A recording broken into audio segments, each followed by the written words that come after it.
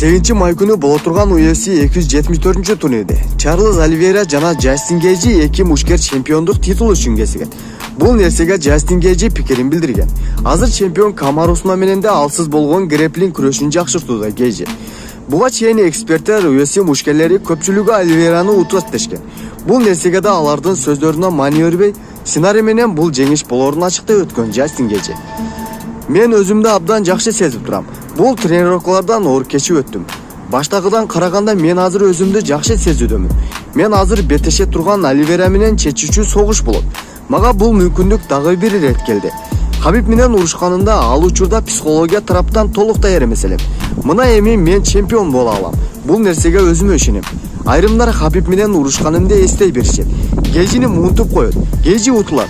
Күрөштөн Гейджи алсы дешет. Бирок үрөөнгө салыштырсак, Оливейраныкы Хабибке караганда көп эсе эле алсыз. Хабибдин көптөгөн колдоно алчу захваттар, защиталары бар.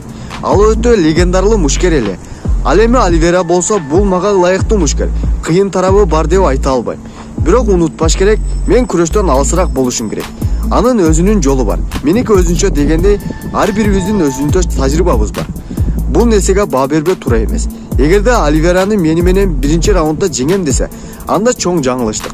Мен аны кантип уйкуга жөнөтүшүмдү өзү сезбей калат. Поре менен Оливейранын чоң күчтүү ударник болсо, а мен абдан көбүрөөк ударник боло алам. Кандай гана захваттарга түшпөйүн, бирок Оливейранын бардык сценарийсинен өтө алышмай ишенем. Мен алдын ала сезип турам. Стойкада гана саллашуу алып барбайт Оливейра. Сөзсүз күрөшкө басым жасайт, деп айтып өттү Джастин Гейджи достор. Кийинки жаңылык. Хорхе Масвидал менен Колби Коингтондун көчөдөгү урушуп кеткен видеосун барыңар көрсөңөр керек достор.